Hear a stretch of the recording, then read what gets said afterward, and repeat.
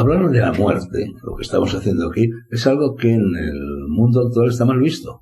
A mí siempre me ha gustado hablar de la muerte. Yo hablo muy a menudo de la muerte y noto que la gente, vosotros, los que estáis aquí, mis amigos, la gente con la que me relaciono, la propia Emma, de modo muy especial, no hables de eso, no digas eso, tal cual, cuando yo digo algo que es evidente. Y es que, bueno, yo la muerte ya la tengo cerca.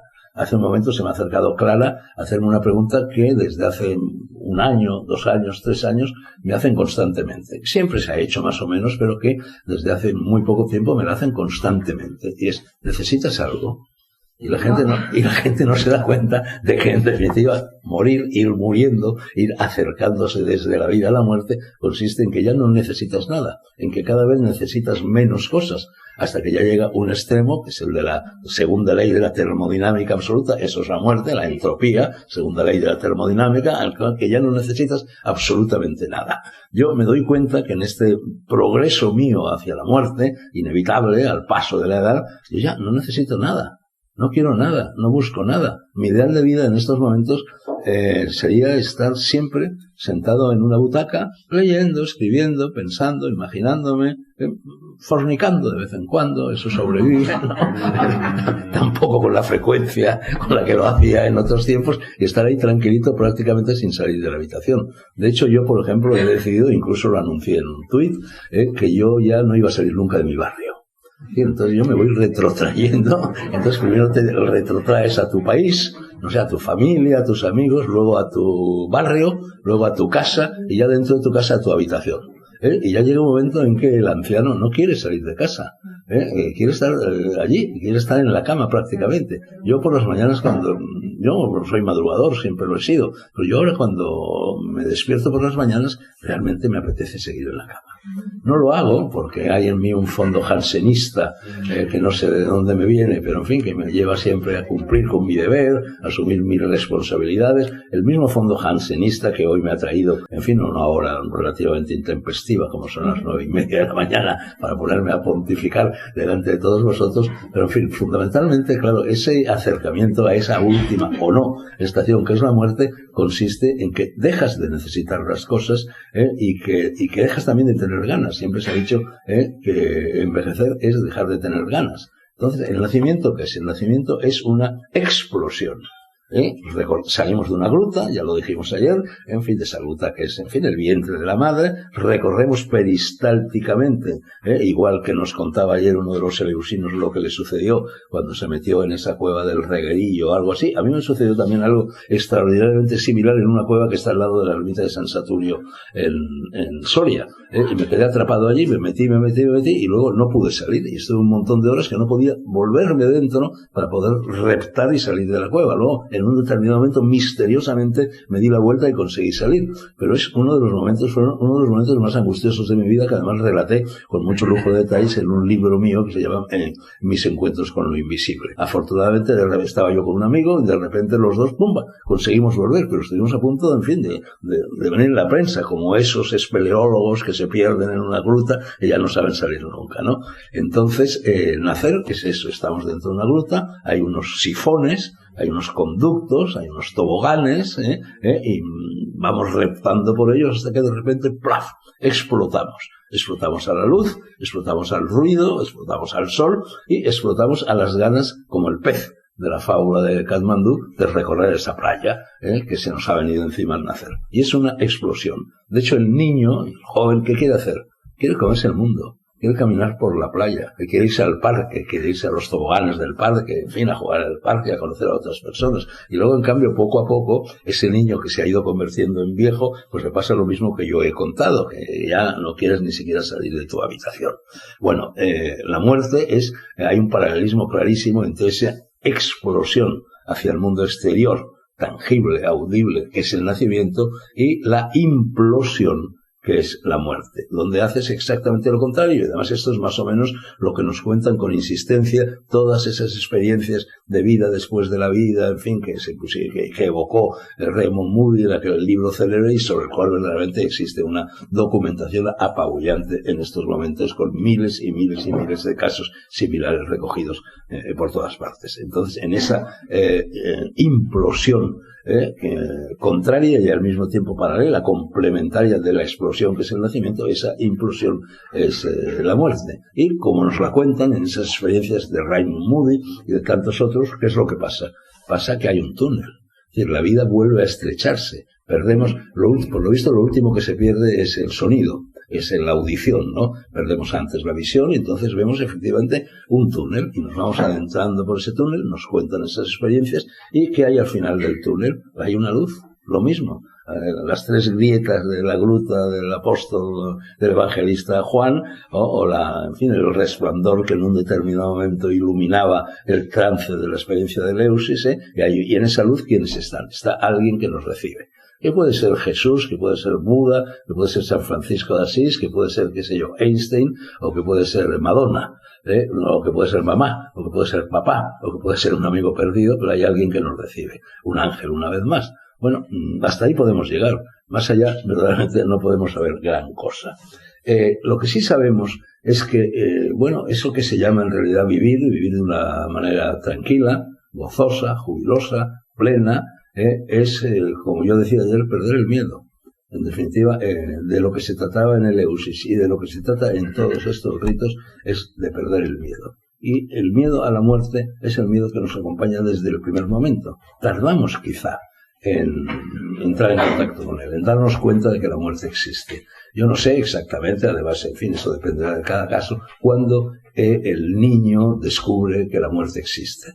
Y no solo que la muerte existe, sino que es algo que le incumbe, que él también va a morir, ¿no? Yo, por ejemplo, esto lo he visto, en fin, ya sabéis que yo tengo un hijo pequeño, que tiene estos 29 años, Aquela, y lo vi el verano pasado, cuando, en fin, un granjero del pueblo de Castilfrío, donde estábamos pasando el verano, le regaló a él y a una amiga suya, dos conejitos, en fin, dos gazapos, prácticamente recién nacidos. Bueno, estaban encantados, tanto mi hijo como su amiga, con los dos conejitos, con una ilusión loca. Les compré una jaula de conejos, metimos ahí los dos conejos, cuidaban a los conejos, ponían lechuga, cosas de estas, zanahorias, lo que fuera, y de repente, al tercer o cuarto día, por la mañana, se descubrió que la coneja había matado al conejo. Lo había dentellado. El conejo todavía vivía, pero en fin, estaba agonizante y murió. Bueno, yo me di cuenta de que eso fue un impacto, en fin, es una anécdota carente de importancia, ¿no? Pero sin embargo, yo me di cuenta que en mi hijo eso le había impactado profundamente, hasta el extremo de que cogió el conejo muerto, y lo llevó al cementerio de Castilfrío, porque yo tengo allí ya mi tumba. Yo he preparado mi tumba, es algo también parecido a un rito leusino, la he comprado, la he pagado, me ha costado 100 euros, al obispado del Burgo de Osma, al cual pertenece el cementerio de Castilfrío, porque claro, para ser enterrado en sagrado, pues tiene que autorizarlo la Iglesia. No cualquier persona puede enterrarse en un cementerio. Entonces hubo que pedir permiso al obispo, porque claro, al fin y al cabo, hombre, mi santidad cristiana pues podía ser por muchos motivos puesta en entredicho por el obispado, pero bien, afortunadamente el obispo concedió el permiso para que yo sea enterrado en sagrado, me vendió la tumba y la tengo allí. Tengo el proyecto, me gustaría hacerlo este mismo verano, porque ahora está cubierta, está en un rinconcito, es un cementerio precioso y abierto, la meseta castellana, ¿no? Y quiero abrirla y dejarla toda preparadita, calafatearla, por así decir, ¿no? E incluso poner la lápida al lado. Poniendo ya el epitafio. Yo naturalmente he pensado en muchos epitafios. Los escritores, todo el mundo es dado a pensar en su propio epitafio, y los escritores somos más dados todavía que el resto de los mortales. Tengo todavía dudas de cuál será mi epitafio. Barajo varios. Hay alguno muy bonito, por ejemplo, el último que pasa, Ramón. ¿Cuál? No, por ejemplo, uno que me gusta mucho, pero es que, oye, hay el problema, claro, un escritor debería ser capaz, él, de escribir, de redactar su propio epitafio. Este epitafio, que a mí me gusta muchísimo, y que contradice lo de Eleusis, en definitiva, y todo esto de lo que hoy estamos hablando, el problema es que no es mío, es de Cervantes, y es el último verso de ese famoso, ya sabéis que Cervantes, como él mismo reconocía, no era un buen poeta, un buen prosista, sin duda alguna, pero, en fin, no tenía los dones que el cielo da a los poetas, pero escribió un soneto fantástico.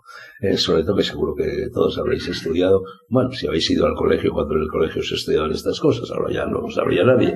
Es ese soneto que empieza diciendo: voto a tal que me espanta esta grandeza y que diera un doblón por describilla, porque a quien no sorprende y maravilla esta máquina insigne, esta riqueza, etcétera, etcétera, etcétera. Es un soneto dedicado a un monumento, a un túmulo que hay allí en Sevilla, y que termina diciendo: esto y un valentón.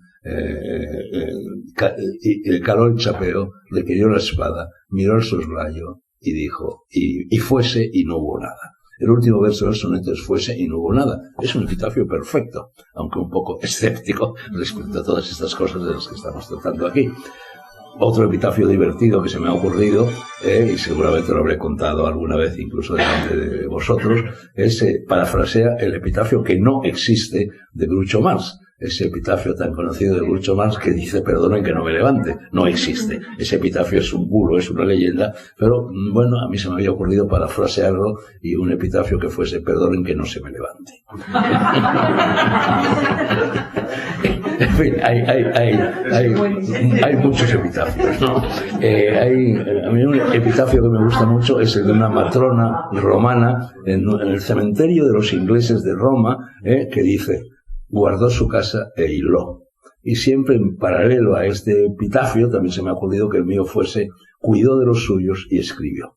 Pero bueno, venga o no venga el epitafio, quiero hacer la lápida y colocarla al ladito de la tumba. Faltará una fecha, claro, pero bueno, eso se pone con números de bronce.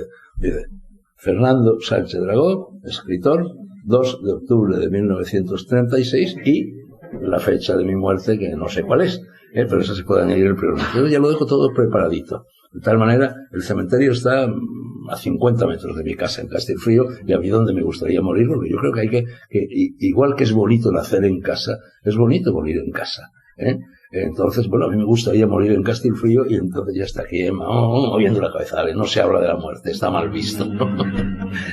Bueno, es que lo único seguro, la única certeza que tiene el ser humano es que se va a morir, no hay ninguna otra. Todo lo demás está sujeto a metamorfosis, está sujeto a cambio, está sujeto a dudas. Lo único que sabemos con absoluta certeza es que vamos a morir, y por lo tanto hay que plantar cara a la muerte. Hay que reflexionar continuamente a lo largo de la vida sobre la muerte. Para entender la vida hay que pensar continuamente sobre la muerte. Yo de niño ya pensaba en la muerte. Yo he pensado toda mi vida en la muerte. Yo he hablado toda mi vida en la muerte. Y ahora, sin embargo, si hablo de la muerte, la gente tuerce el morro, no habla de esas cosas. Eso trae mala suerte. Considero incluso que es de mala educación. Cuando en realidad eso que llamamos filosofía, como los padres del yermo lo bautizaban, era el memento moris. Recuerda que vas a morir. O eso única frase que se cruzan los hermanos cartujos, cuando se dice, en fin, en el huerto, o en el transepto de la iglesia, del convento en el que estén, se cruzan y dicen: hermano, vamos a morir. Hermano, ya lo sabemos. Eso es lo único que se dice, y así se pasa a lo mejor la vida entera. Bueno, pues a mí siempre me ha atraído extraordinariamente la muerte.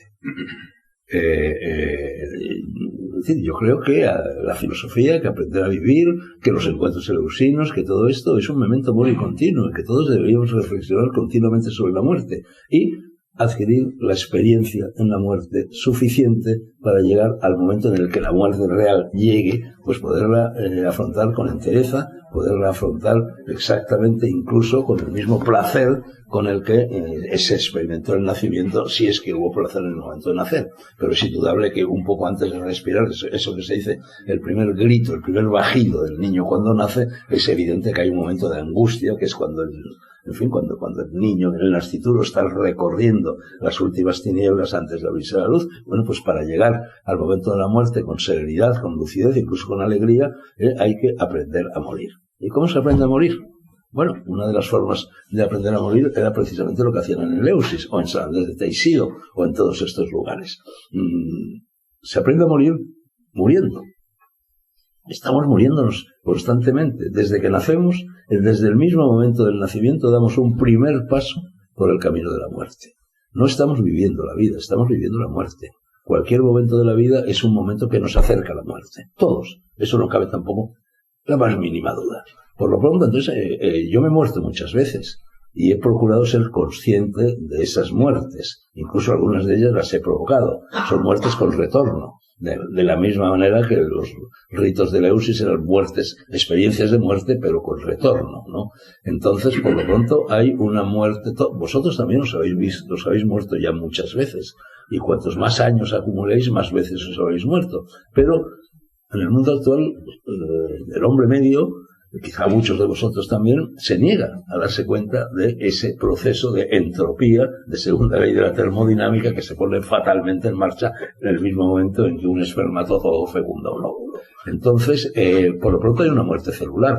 Ya sabéis, y esto no lo digo yo, no lo dicen los santos, no lo dicen los videntes, no lo dicen los poetas, que al cabo de 7 años todas las células del organismo, y las células son los que nos dan vida corporal, vida real, vida tangible, han desaparecido, son distintas. Cada 7 años no nos queda en el cuerpo ni una sola célula de las que teníamos con anterioridad. Luego nos hemos muerto. Esa es una definición clínica de la muerte. Lo que pasa es que las células se han ido renovando paulatinamente, no han muerto todas al mismo tiempo. Cuando mueren todas al mismo tiempo es cuando realmente nos morimos, entonces nos hemos ido muriendo a trocitos. Pero eso es una experiencia directa también de la muerte. Es una experiencia que cabe asimilar, es una experiencia que cabe experimentar. De hecho, en fin, un maestro del yogi famoso, Aurobindo, el de Pondicherry, el yoga. Hay muchas clases de yoga, como sabéis, y el yoga que enseñaba, que descubrió, que preconizaba Aurobindo, era el llamado droga celular, en el cual realmente conseguía abismarse, conseguía identificarse con el proceso continuo de metamorfosis de sus células. Bueno, esa es una primera e importantísima experiencia de la muerte. Luego, los sueños. Bueno, siempre se ha dicho que cuando caemos en el sueño, en cierto modo, estamos cayendo en la muerte. Y, de hecho, la experiencia de los sueños es inefable. Yo, por ejemplo, a mí, los escritores somos también, yo no es mi caso, yo no lo hago nunca, porque a mí siempre que leo que algún escritor cuenta un sueño, me aburro. Y entonces, bueno, para no aburrir a los lectores, yo tiendo a no contar, a no volcar las experiencias vividas oníricas en mi literatura. Pero bueno, eso es, en fin, para no aburrir al lector. Pero verdaderamente, ¿por qué aburrir los cuentos? Yo no sé si os pasa también a vosotros, pero cuando alguien en una tertulia, en fin, alrededor de unos vasos de cerveza, de un café, de lo que sea, se pone a contar un cuento, la atención inmediatamente decae, porque la gente se está aburriendo. Y se está aburriendo porque la experiencia del sueño es inefable. No se puede transmitir, solamente la puede entender el que lo ha soñado. Para él es interesantísima y efectivamente los sueños nos revelan grandes cosas sobre nosotros, sobre nuestra vida, sobre nuestras relaciones, también sobre las demás personas, pero no son comunicables. Pero en fin, es también una suerte de muerte, ¿no? Y una suerte de muerte que todos experimentamos durante varias horas al día, cada 24 horas, ¿no? Más experiencias de muerte que nos ayudan a entender lo que es la muerte. Luego, hablaba yo ayer de las experiencias límite. Las experiencias límite son también experiencias de muerte. Por ejemplo, el peligro. Cuando uno está en peligro, cuando uno está... A mí donde me gustaría estar ahora en estos momentos, y os aseguro que no fantaseo, que no fabulo, que no literaturizo, donde me gustaría estar a mí ahora en estos momentos es en Ucrania. Cuando yo digo esto, mis coetáneos, la gente con la que me trato, se queda estupefacto. O cuando yo leo en el periódico que ha estallado un volcán, que ha entrado en erupción un volcán, o que ha estallado una epidemia, o que ha habido un terremoto. Mi tentación siempre, desde que me acuerdo, desde que era un niño, es ir hacia allí, correr hacia allí. Es la atracción de la muerte, es la atracción del abismo, es la atracción de entender quién diablos eres y qué es lo que te pasa. En cambio, la mayor parte de la gente, cosa que a mí me llena de estupor, no la tiene. El peligro le asusta. A mí el peligro no me asusta, a mí el peligro me incentiva, y es lo que se ha dado en llamar la vida pericolosa. La de Hemingway, por ejemplo, que es alguien que no teorizó, la practicó a lo largo de su vida. Entonces, bueno, esa es una experiencia también para entender la muerte, y es una experiencia de iluminación. Allí donde hay peligro, hay fuego, hay chispa, hay luz, pasa algo. Yo, por ejemplo, recuerdo, yo lo hice, no siempre he podido irme a una guerra, he ido a bastantes guerras, he ido a muchos lugares peligrosos porque me trae el peligro, pero vamos, por ejemplo, fue paradigmático lo del terremoto de Fukushima, que ahora hace una semana ha habido otro terremoto exactamente en Fukushima, que también parecía que podía generar un tsunami similar al que se generó en Fukushima. Yo vivía en Japón cuando llegó ese terremoto, pero me había ido a pasar unos días a Bangkok. Y estaba allí en un hotel de Bangkok y abrí el ordenador y vi que había estallado el terremoto de Fukushima. ¿Qué hice? Me fui al aeropuerto, ipso facto. Salí del hotel y me fui al aeropuerto para intentar hacerme con un billete que me llevara hacia Fukushima. Y me asombró ver cómo todos los periodistas, muchos de ellos amigos míos, especialmente los españoles que vivían ya en Japón y que a los cuales les pilló el terremoto en Japón, hicieron lo contrario, se fueron a Bangkok, a contarnos, a inventarse las historias sobre el terremoto de Fukushima, sobre una tumbona en una playa de Tailandia, ¿no? Bueno, yo esto no lo puedo entender. Yo creo que el hombre que de verdad quiere vivir la vida tiene que jugar con la muerte, tiene que acercarse a ella, ¿no? Ese juego de dados que es el columpio entre la vida y la muerte. Entonces, esas experiencias son muy parecidas a las del arte. ¿Qué es lo que intenta hacer el artista? El artista, como el hombre que ama el peligro, intenta alcanzar lo sublime. Y lo sublime es lo que está por debajo o por encima de los límites. Lo que está por debajo o por encima de la normalidad.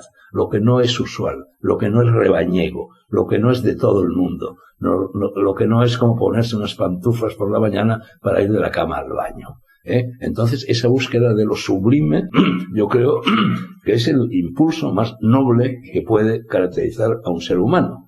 Entonces, yo comentaba ayer con una de las eleusinas, cómo, con la mujer con Raquel, la mujer de David Hernández de la Fuente, cómo, por ejemplo, en uno de los más graves delitos que se pueden cometer desde la noche de los tiempos en Galicia es una zona de minifundios, ¿no? Y entonces, claro, los minifundios es importantísimo lo que los gallegos llaman los marcos, es decir, los límites. Mover los límites, cambiar los límites era un delito, que podía conducir, por supuesto, a ser llevado ante la justicia, pero no solo a ser llevado ante la justicia, sino a matar al vecino y cosas así. Entonces, en teoría, no se pueden mover los marcos. Pero, lo que debe hacer el hombre de conciencia, lo que debe hacer el hombre de conocimiento, lo que debe hacer el hombre de fe, lo que debe hacer el hombre que quiere entender las cosas, es mover los límites, un poquito. Yo lo he intentado hacer toda mi vida, eso se llama transgredir.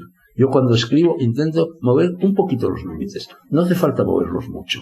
Basta con moverlos un poquito, de tal manera que estés transmitiendo al lector la sensación de que está leyendo, de que está escuchando algo nuevo, algo que le sorprende, algo que no hace todo el mundo. Entonces, para mí esto de mover los límites es una de las mejores maneras para aprender a morir, porque al fin y al cabo morirse es traspasar los límites, ¿no? Moverlos de una forma muy vigorosa. Otra de las maneras que nos enseñan a morir es el sexo. Se habla, y ahora está muy de moda, y por desgracia Ramiro Calle y yo fuimos dos de las personas que hemos contribuido a poner de moda el dichoso tantra. Claro, todo el mundo, todo es tantra, está todo lleno de locales tántricos, de masajes tántricos, de sexo tántrico, de restaurantes tántricos, cuando el tantra es una de las formas más difíciles de meditación que existen, y tiene una profundidad, una hondura, y unos círculos concéntricos, filosóficos, religiosos, extraordinario, y que es algo que no está al alcance de todo el mundo. Practicar el tantra requiere muchos años de aprendizaje, muchos años de insistencia. Ahora por culpa de bocazas, como Ramiro Calle y como yo, y otros también, hasta el propio Javier Sierra ha hablado del tantra, hemos puesto de moda el tantra, convirtiéndolo en una especie de atletismo sexual. No tiene nada que ver con eso. En todo caso, el tantra es sexualidad sagrada. No en balde. Uno de los cursos de los encuentros eleusinos se llamó el orgasmo o el rostro de Dios. Yo creo que el orgasmo compartido entre Orfeo y Eurídice, por así decir, entre un hombre y una mujer que verdaderamente se aman, o entre dos hombres si son homosexuales, o entre dos mujeres si son homosexuales, me da lo mismo, entre dos seres que se aman verdaderamente como se amaban Orfeo y Eurídice, ese momento milagroso, ese chispazo tremendo, esa especie de electroshock que sucede, no siempre, pero que a veces sucede, del orgasmo compartido, cuando ese hombre y esa mujer, o esos dos hombres o esas dos mujeres, están estrechamente abrazados, mirándose a los ojos y compartiéndolo todo. Ese momento del orgasmo compartido, eso es el rostro de Dios. Eso es lo más parecido a lo que podemos ver en el rostro de Dios, que también lo podemos ver en un cuadro, que también lo podemos ver escuchando, en fin, una sinfonía, una composición musical, etcétera, etcétera. Eso es la sexualidad sagrada. La sexualidad sagrada, fabulosamente, legendariamente, empieza en el momento en que Shiva, uno de los tres dioses de la Trimurti hindú, su esposa, su consorte, que en su lado benéfico es Parvati, su Shakti, o en su lado maléfico es Kali, pero son, en fin, los dos rostros femeninos del dios. Su Parvati se dirige a Shiva, que es su maestro, y le dice: oh maestro, enséñame los misterios del universo. Y entonces el maestro Shiva atrae a Parvati a su regazo y le enseña 100 y pico formas de meditar a través de las posturas del sexo. Eso es lo que luego, con mayor o menor torpeza, con mayor o menor habilidad, los escultores de los templos de Khajuraho o del templo de Konarak, en la parte occidental de la India, intentan reflejar en sus esculturas. Son las posturas sagradas, son posturas yógicas. Bueno, pues a través de esa sexualidad sagrada, a través de esa, en fin, de esa gloria, porque realmente es un momento de gloria y sin excelsis deo, que se produce en el orgasmo compartido, se alcanza también la muerte. Se entiende lo que es morir, porque en ese momento mueren. De hecho, se habla de la petite mort, no es la petite mort, es la grande mort. Pero en fin, en cualquier caso, en la experiencia sexual se produce eros y tánatos, ese fenómeno también de muerte en vida. Y luego, afortunadamente, bueno, pues uno se desprende del abrazo de su Shakti, o la Shakti del abrazo de su varón, y resucita una vez más. Lo mismo que se hacía aquí en Eleusis, que no en balde, al final de las ceremonias pasaba lo que pasaba. Que pasa también en San Andrés de Teixido.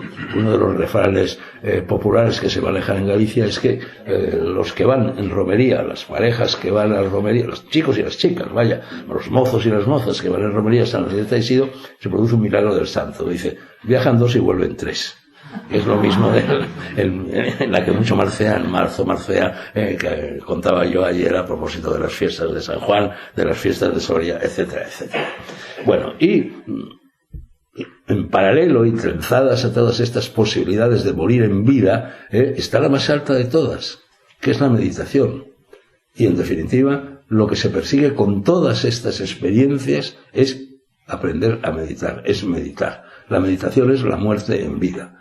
Cuando aplican los electrodos que practican un encefalograma a una persona que está realmente en meditación profunda, está muerto.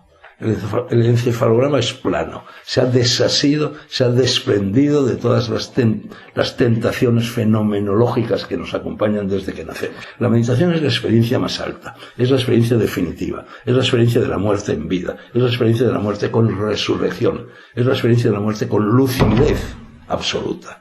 A mí me contaron también, cuando llegué a la India hace ya muchos años, intentaron explicarme, ahora también todo el mundo es como el tantra, ahora todo el mundo habla de la meditación y todo el mundo se cree que medita, etcétera, etcétera. Además meditan en grupo. Bueno, se puede meditar en grupo, pero la meditación, como lo es la muerte, es una experiencia estrictamente individual. Y el hombre que medita está a solas consigo mismo y a solas con el cosmos. Bueno, me contaron en la India también una fábula, un apólogo muy bonito, no tan infantil como el del pez y la tortuga, que he contado en muchas ocasiones y que quizá algunos de vosotros me lo hayáis oído contar ya, no importa.